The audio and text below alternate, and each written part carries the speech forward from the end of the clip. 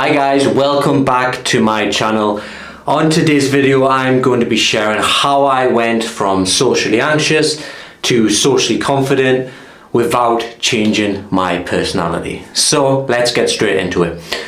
So I used to struggle socially for many years. Growing up, I found social situations incredibly challenging. I didn't really have many friends growing up, and this continued right up until I went into the workplace. I always felt so out of place around people. I always felt like, because I was more of a quiet person, I'm naturally more of an introvert, that I always felt like I didn't have that personality that other people had, and I think maybe that fueled this self-doubt and then created anxiety. But I managed to turn my life around, and I'm now at the stage where I feel confident socially. I've got a good group of friends and I no longer have that barrier in my life. So what I'm going to do is I'm going to share the steps that I took to become socially confident. So let's get into it. Alright, so the first thing that you have to do to start becoming socially confident is to work on the relationship that you have with yourself. It's very difficult to communicate with confidence if you can't communicate with yourself. For many years I had such a poor relationship with myself, and the way I would see this is I'd be my own biggest critic. I'd always talk down to myself. I'd always put so much pressure on myself. I'd always tell myself I wasn't good enough, and I always felt like I didn't even deserve to be around people because I felt like I wasn't interested and I didn't have anything to offer.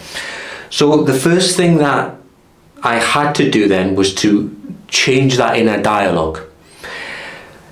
What I was doing is I was telling myself, you're going to mess up, you're going to say the wrong thing, people are going to find you awkward. So what I had to do was gradually start to change that. Instead of telling myself I can't do something, tell myself you can do this. No, I am good enough. And to tell myself that my confidence isn't tied into how people perceive me. And this takes a lot of time to build and to change the way you speak to yourself. But if you do it every day over a long period of time, just becoming aware of when that inner critic comes up, you're not good enough, and just speaking to it as if you were speaking to someone you care about.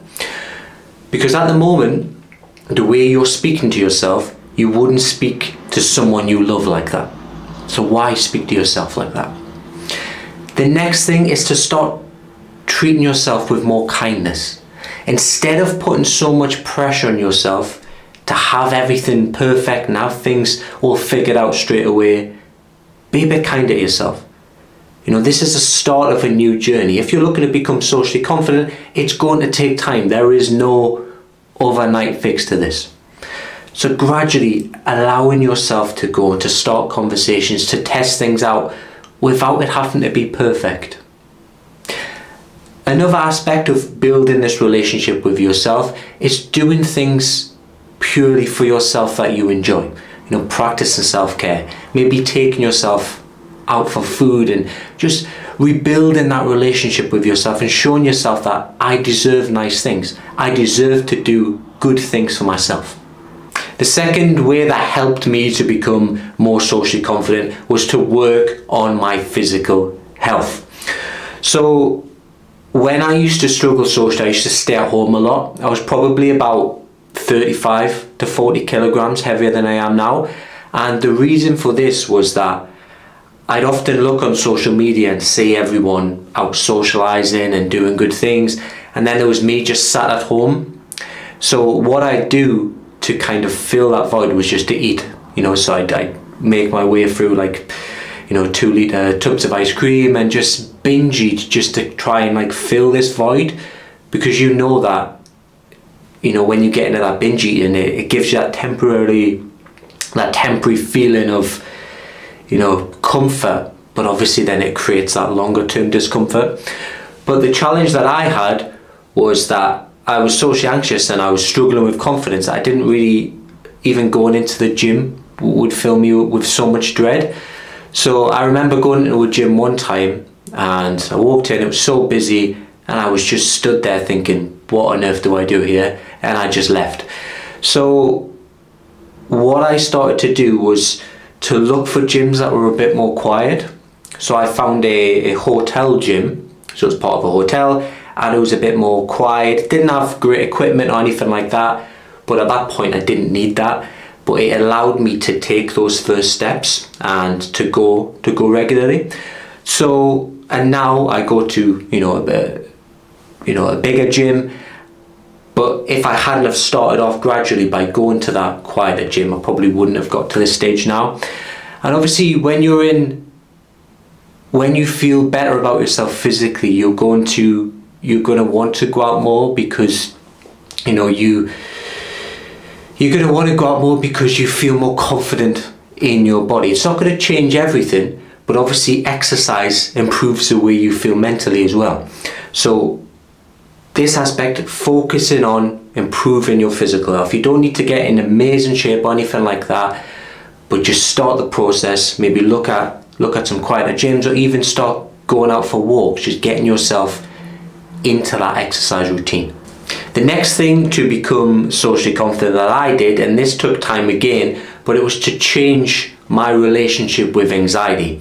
So I used to tell myself that I couldn't cope with things, and whenever I'd start to feel anxious when I was around people, my way of coping was to avoid. It even got to the stage when, if I knew I had to go to a social event, like a work event, I'd have a couple of drinks beforehand. And the reason I was doing this was because I was avoiding experiencing anxiety. I would tell myself, this is a bad feeling, you need to avoid feeling this. But when you do this, it actually fuels more anxiety. It creates that cycle of, constantly finding ways to avoid that feeling. So what I started to do was allow myself to experience anxiety, maybe even starting off gradually. So if you're going to a social event, maybe start off small, but rather than tell yourself, I need to feel confident, I need to feel calm before I go into it, tell yourself, I'm allowed to feel a bit anxious.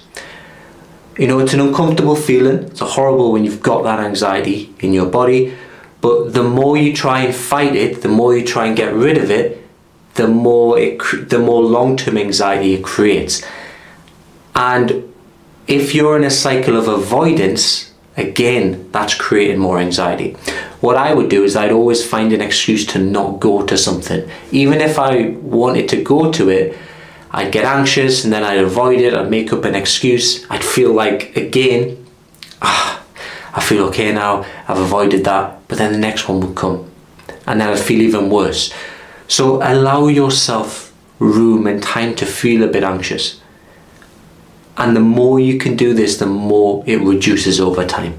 And the next thing that I did was to attend more social events. And this sounds obviously simple, but I was at the stage where maybe in my early 20s where I had no friends whatsoever.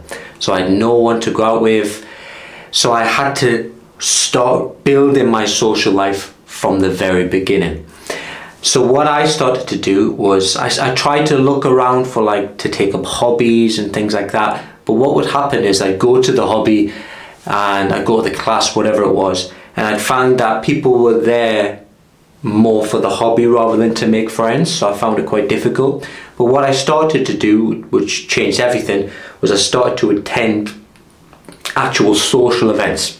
So meetup.com was a site that I used, and I always remember attending my first event. It was like just a general meeting where people would go and you'd kind of socialize, and I felt incredibly nervous about the first one.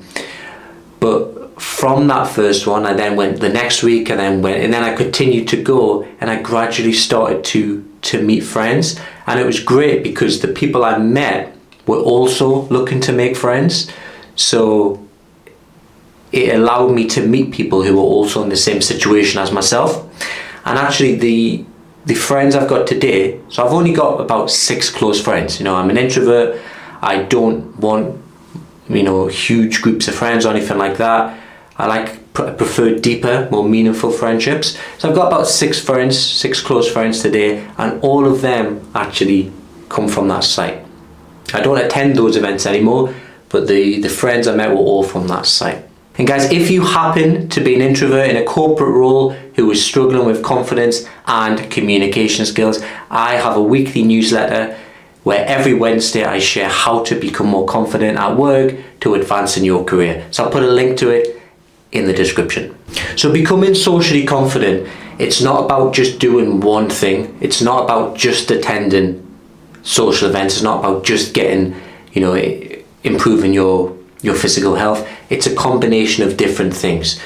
Working on that relationship with yourself, learning to become more kinder to yourself, also working on your physical health, also changing the relationship with anxiety, and probably the most important one is to gradually start getting out there and meeting more people. So guys, I hope you have found this video useful. If you have, please remember to give me a subscribe, and I will see you in the next video.